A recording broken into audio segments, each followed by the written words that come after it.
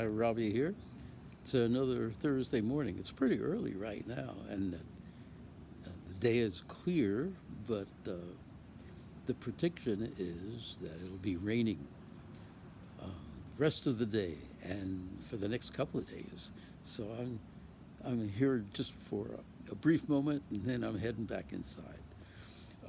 Today I've been thinking about um, an idea called functional autonomy. It's an idea in psychology. When I was back in college about a million years ago, uh, I majored in psychology. I was really interested in experimental psychology, and one of the ideas that I learned about in the field of personality was an idea that became popularized in the late 1930s called functional autonomy.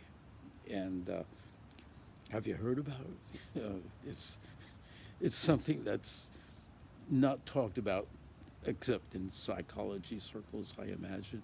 But it's an idea that um, the things that we do uh, that originally were done because of reflexes when we were a little kid or a baby, that beca- these things became um, ends in themselves uh, rather than a means to an end, uh, which means, in other words, they became the things, these things become things that we like to do or we want to do because of themselves rather than to accomplish a particular original purpose.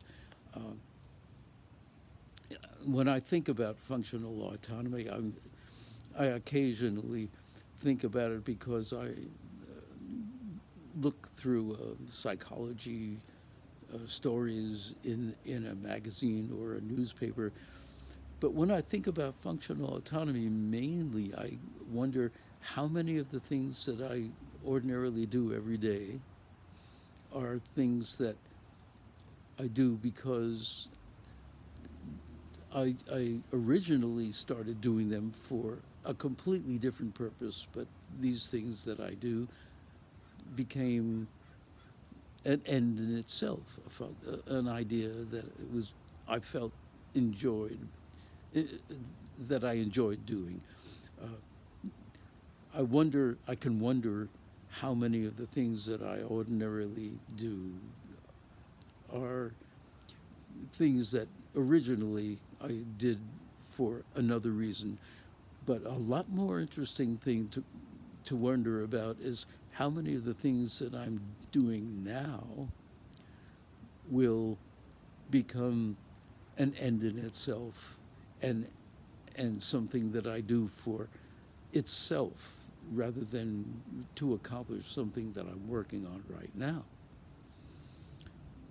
An example of that would be like I learned a couple of years ago that it's really a good idea to write a handwritten thank you note to somebody who does me a favor or does uh, or hires my band or something like that.